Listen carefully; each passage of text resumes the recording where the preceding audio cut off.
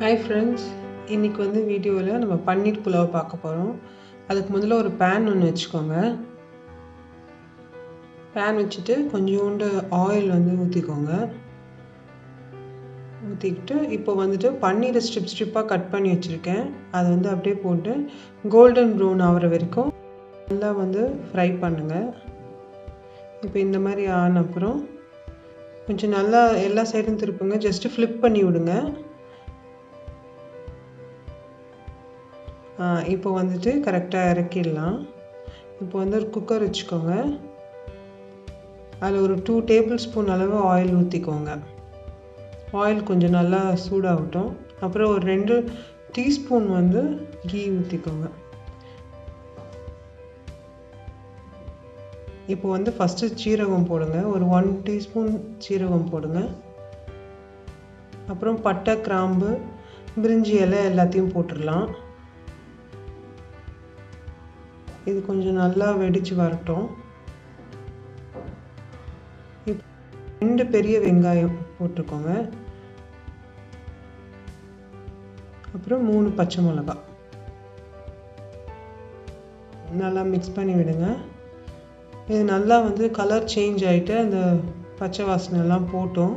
Brown ஆக்க வேண்டாம், just டிரான்ஸ்பரண்ட்டாக ஆனால் போதும். இந்த மாதிரி ஆனதுக்கப்புறம் கொஞ்சோண்டு கொத்தமல்லி தழை நல்லா கட் பண்ணி போட்டுருங்க. போட்டு நல்லா ஸ்டேர் பண்ணி விடுங்க. ஒரு கேரட், அப்புறம் ஒரு 5-6 பீன்ஸ் போட்டால் போதும். அப்புறம் க்ரீன் பீஸ் போட்டுக்கோங்க. பச்சை பட்டாணி போட்டுட்டு நல்லா மிக்ஸ் பண்ணி விடுங்க.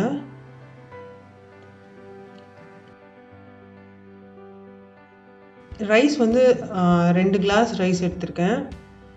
அது நல்லா ஒரு அரை மணி நேரத்துக்கு மேலே சோக் பண்ணிட்டேன். தண்ணியில் ஊற வச்சு எடுத்திருக்கேன். இது இந்த எண்ணெயிலே நல்லா போட்டு வதக்கி விடுங்க. ஒரு 2-3 நிமிஷம் நல்லா வதக்குங்க.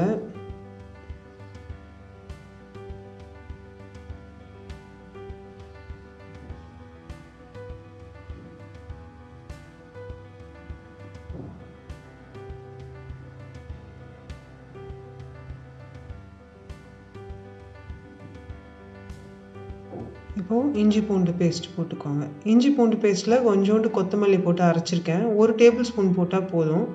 போட்டு நல்லா கலக்கி விடுங்க.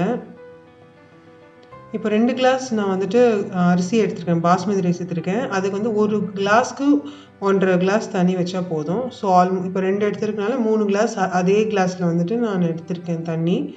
ஸோ 3 கிளாஸ் தண்ணி ஊற்றிக்கோங்க. ஊற்றிட்டு நல்லா மிக்ஸ் பண்ணி விடுங்க.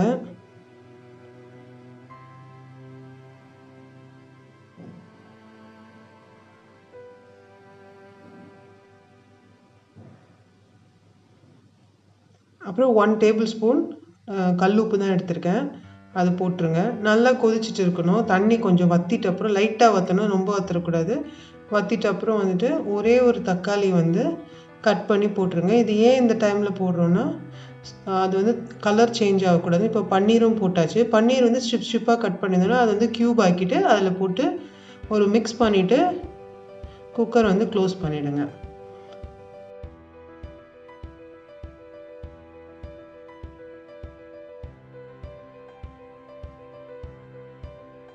இப்போ 10 மினிட்ஸ் ஆயிடுச்சு. இப்போ ஓப்பன் பண்ணி பார்த்துடலாம். நல்லா சூப்பராக குக் ஆகிருக்கு. ரைஸ் குழையவே இல்லை, தனித்தனியாக இருக்குது பாருங்கள். இப்போ கொத்தமல்லி கொஞ்சோண்டு கட் பண்ணி வச்சுருக்கோம், அது போட்டுடலாம். போட்டு ஒரு நல்லா மிக்ஸ் பண்ணிக்கோங்க. இது நீங்கள் ட்ரை பண்ணி பார்க்கணும். ரொம்ப ரொம்ப நல்லா இருந்துச்சு. ரைஸ் கொஞ்சம் கூட குறையவே இல்லை. லெஃப்ட் ஓவர் பன்னீர்லேருந்து பன்னீர் கிரேவி மட்டும் பண்ணியிருந்தேன். அதுக்கப்புறம் ஆஸ் யூஷுவல் இந்த வத்தல் பார்க்கவே அழகாக இருக்குல்ல. பன்னீர் புலாவ் நீங்களும் ட்ரை பண்ணுங்கள். ஃபுட்டியம் சேனலை லைக் பண்ணுங்கள், ஷேர் பண்ணுங்கள், சப்ஸ்கிரைப் பண்ணுங்கள். தேங்க்ஸ் ஃபார் வாட்சிங்.